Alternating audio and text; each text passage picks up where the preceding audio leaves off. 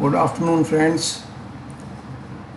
Monday 16 अगस्त की market बंद हो चुकी है और निफ्टी क्लोज हुआ है 16,563 पे और बैंक निफ्टी जो है वो क्लोज हुआ है 36,109 पे।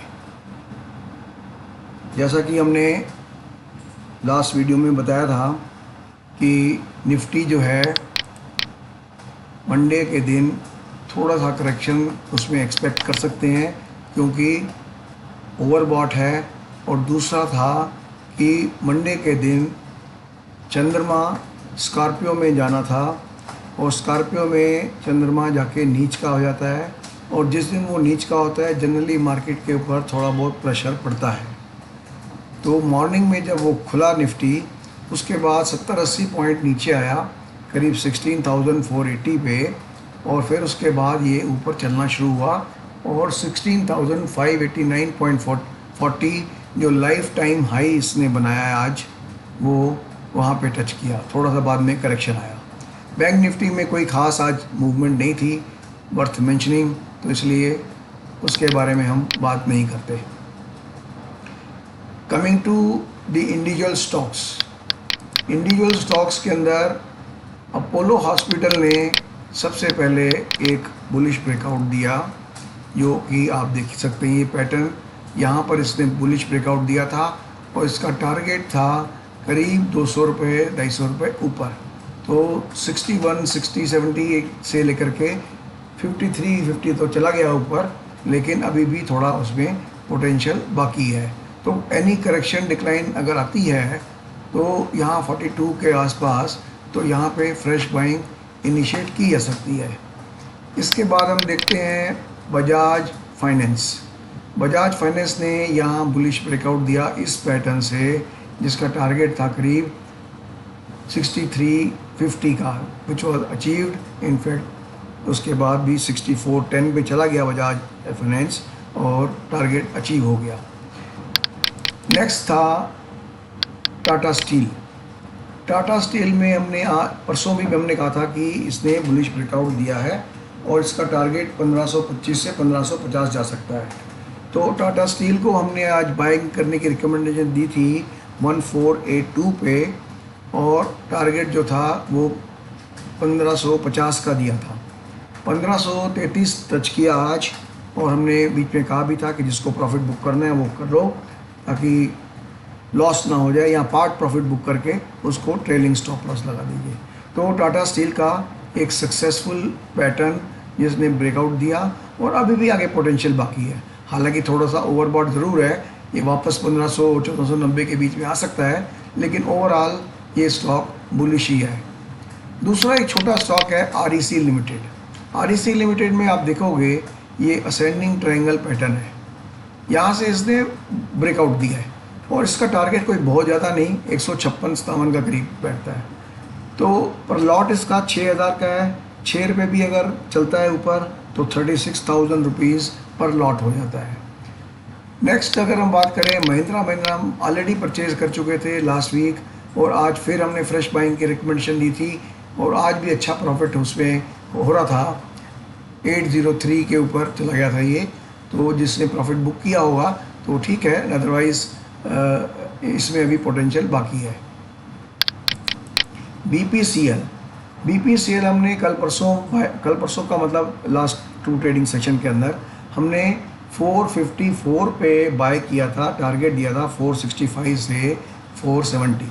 आज ये टारगेट अचीव होके 468 टच किया था और करीब 20,000-22,000 रुपये का प्रॉफिट पर लॉट दिया।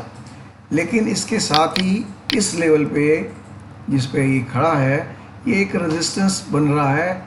दूसरी भी ट्रेंड लाइन एक आ रही है यहाँ पे, ये रेजिस्टेंस की लाइन है। यहाँ से अगर ये बुलिश ब्रेकआउट देता है तो यहाँ से कम 20-22 रुपये की फर्दर अप मूव एक्सपेक्ट कर सकते हैं। तो आप इसको नज़र में रखिए 468 को, और यहाँ से बुलिश ब्रेकआउट देने पे buy with stop loss for the target of 20 rupees up move. Vedanta हमारा जो फेवरेट स्टॉक है, जो हम कई बार रिकमेंड कर चुके हैं, 270 पे भी रिकमेंड किया था, 290 पे भी किया था, 300 पे भी किया था, 323 पे भी किया था। आज ये 342.65 टच किया है। इसका लॉन्ग टर्म टारगेट हमने बता रखे हैं कि लॉन्ग टर्म टारगेट इसका 500 के करीब है, जो हम 1-1.5 साल के अंदर उम्मीद कर सकते हैं। उसके बाद आ जाइए कैन बैंक, क्योंकि सन कल लियो में जा रहा है अपनी राशि में, तो उम्मीद कर सकते हैं कि सन जिन जिन स्टॉक्स का कारक है उन स्टॉक्स के अंदर मूवमेंट आ सकती है। तो इस एंटिसिपेशन में हमने कैन बैंक को 156.90 पे बाय किया और टारगेट इसका ऊंचा है, अभी 172-175 का है। और 158.55 जब आया तो हमने कहा जिसको प्रॉफिट बुक करना है वो बुक कर लो। ₹1.5 प्रॉफिट मिल रहा है, 5400 का लॉट है तो करीब 7,500 रुपये का प्रॉफिट मिल रहा था। जिसने किया है वो ठीक है, नहीं तो आप इसको आप देखिए कि अगर ये यहाँ से ब्रेकआउट देगा 159 से दोबारा, तो आप देखिए करीब 18 रुपये 17 रुपये की अप मूव आप एक्सपेक्ट कर सकते हैं।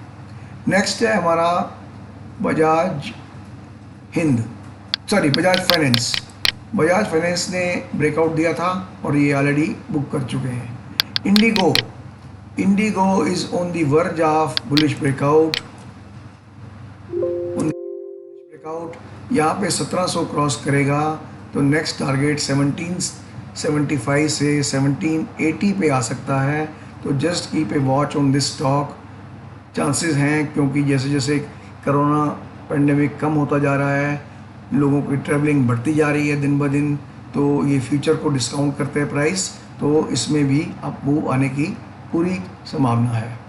JSW स्टील, जो कि प्रीवियस टॉप जो बना था इसका उसके आसपास है, जैसे ही प्रीवियस टॉप काटेगा तो we can expect a move of 60-70 की मूव हम एक्सपेक्ट कर सकते हैं। इसके बाद आ जाइए रिलायंस इंडस्ट्रीज़ में इसने एक बुलिश ब्रेकआउट दिया है करीब 2150 के ऊपर, और इसका टारगेट है 2275 से 2280 तक है।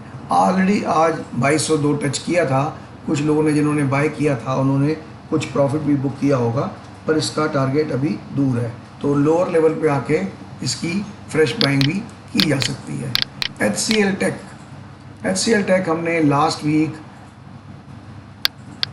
हमने 1065 पे बाय किया था और टारगेट दिया था 1150 का। अभी वो टारगेट ज़्यादा दूर नहीं है, 28 रुपये रह गए हैं, और इसमें करीब 35 और 22 करीब 57 रुपीज़ की मूव आ चुकी है। 700 रुपये का लॉट है। आप इमेजिन कीजिए कि कितना प्रॉफिट पर लॉट हुआ होगा। देन कम्स टू हमारा एक था फेवरेट स्टॉक अदानी पोर्ट, जो एस्ट्रोलॉजिकली पॉजिटिव इंडिकेशन दे रहा है। ये अदानी पोर्ट का चार्ट है और यहाँ पर ये रेजिस्टेंस है, ये 1 2 3 4 और ये 5 बार इस रेजिस्टेंस पे आके नीचे गया है। जिस दिन ये रेजिस्टेंस क्रॉस कर लेगा, जो कि आज के दिन पे 714 715 है, तो आप एक 50 से 70 रुपये की मूव एक्सपेक्ट कर सकते हैं। तो just keep a watch on this stock also. Technically also it is bullish, और एस्ट्रोलॉजिकली हम बता चुके हैं कि ये पॉजिटिव इंडिकेशन दे रहा है। बिफोर आई प्रोसीड फर्दर, मैं आपको बता दूं, जो भी स्टॉक हम यहाँ पे डिस्कस कर रहे हैं, एडवाइस कर रहे हैं, रिकमेंड कर रहे हैं, या जिनकी एनालिसिस कर रहे हैं, हमारा उसमें कोई स्टेक नहीं है। हम लोग स्टॉक मार्केट में ट्रेड करते ही नहीं हैं, तो हमारा कोई स्टेक नहीं है। और ना ही ये जो हम स्टॉक बोल रहे हैं, neither it is an offer to buy और सेल दिस स्टॉक्स, नॉर हम किसी तरह की सोलिसिटेशन कर रहे हैं कि आप इसको स्टॉक को बाय कीजिए। हम सेबी रजिस्टर्ड इन्वेस्टमेंट एडवाइज़र या फाइनेंशियल एडवाइज़र नहीं हैं। आप किसी भी तरह की ट्रेड करने के लिए अपने रजिस्टर्ड जो आपका इन्वेस्टमेंट एडवाइज़र है या फाइनेंशियल एडवाइज़र है, आप प्लीज़ उसको कंसल्ट कीजिए। In consultation with him take position accordingly. हम लोग की जो वर्किंग मेथड है वो डिफरेंट हो सकता है, आपका जो इन्वेस्टमेंट एडवाइज़र है उसकी वर्किंग डिफरेंट हो सकती है। इसके अलावा मैं एक बात और बता दूं, जैसा कि मैंने लास्ट वीक भी कहा था, एस्ट्रोलॉजिकली स्टॉक हॉरोस्कोप की एनालिसिस करना बहुत ज़रूरी है। बहुत लोगों को नहीं पता, they are going through a bad period, उस बैड पीरियड में प्रॉफिट नहीं होगा। कई बार अच्छा पीरियड होता है, उसके अंदर भी सब पीरियड जो होता है वो अच्छा नहीं होता, तो उसमें भी प्रॉफिट नहीं होगा। कई बार ख़राब पीरियड के अंदर भी अच्छा सब पीरियड आता है, उसमें प्रॉफिट होगा। लास्ट वीक एक कुंडली आई थी हमारे पास, जिसमें जो जिसकी कुंडली थी, he was very making good money for last many years. He is a fund manager, he was making lot of money. और वीनस जो है उसके कुंडली में एग्जॉल्टेड होके पंचमेश है, तो और 11वां भाव और सेकंड हाउस जो है दोनों ही अच्छे दिख रहे हैं। लेकिन फिर भी उसने एक क्वेश्चन पूछा कि मेरे को लास्ट ईयर नुकसान क्यों हुआ, या लास्ट ईयर मेरा अच्छा क्यों नहीं रहा।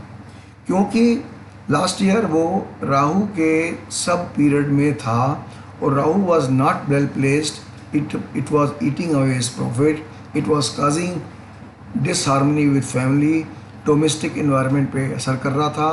तो इसलिए लास्ट ईयर उसका अच्छा नहीं निकला।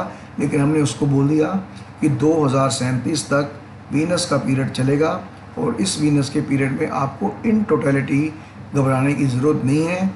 थोड़े बहुत लीन पीरियड्स आएंगे और उसमें आपको नुकसान होगा। उन लीन पीरियड्स में आप ज़्यादा ट्रेड ना करो, कम ट्रेड करो, और जब फेवरेबल पीरियड हो then you can be aggressive also.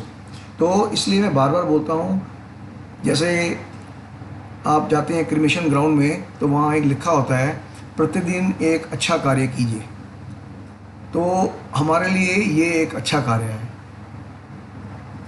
Horoscope analysis जो से हम कमाते हैं, it is not even 5% of our total turnover.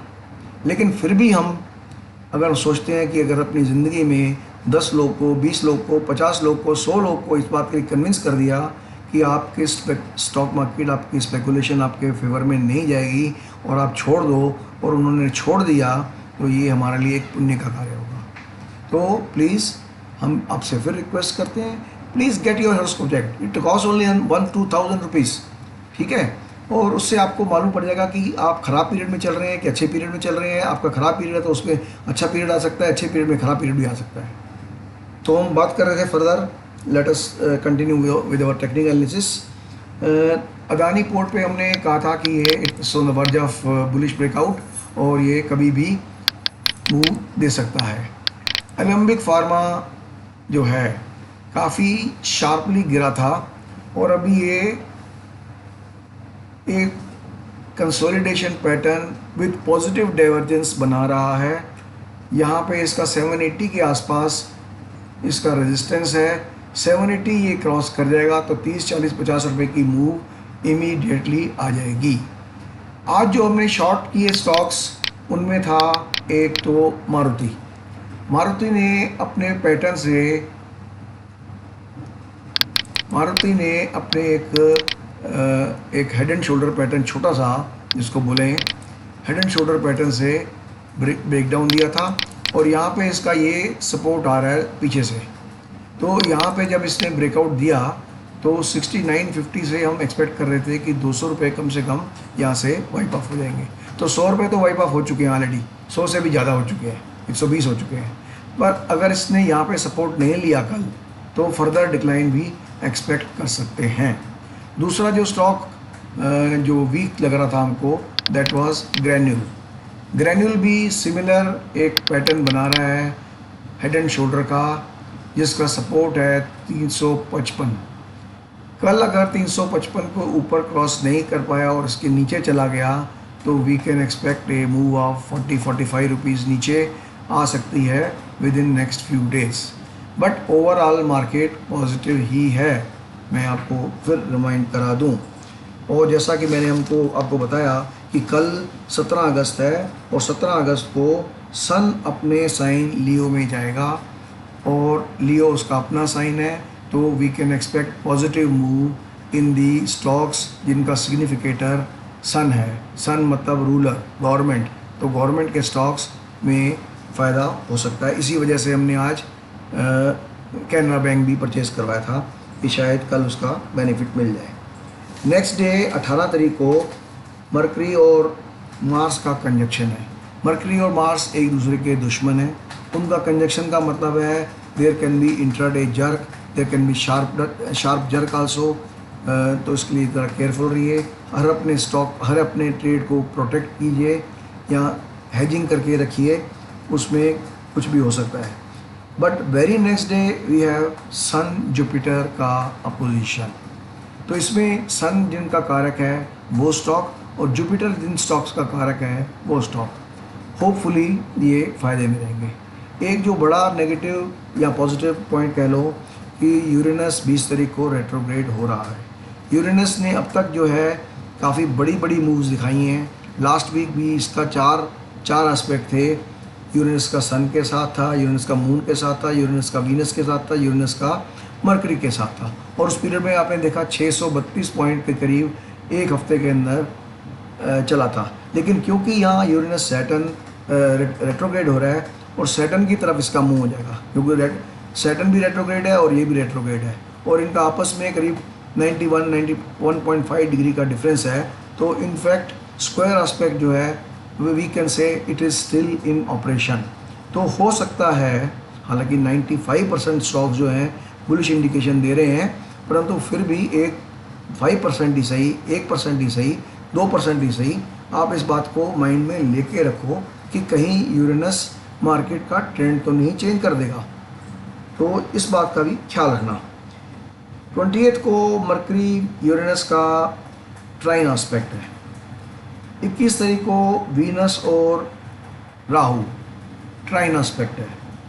22 को मार्स और यूरेनस का ट्राइन एस्पेक्ट है। तो कुछ फेवरेबल एस्पेक्ट भी आ रहे हैं यूरेनस के रेट्रोग्रेड होने के बावजूद।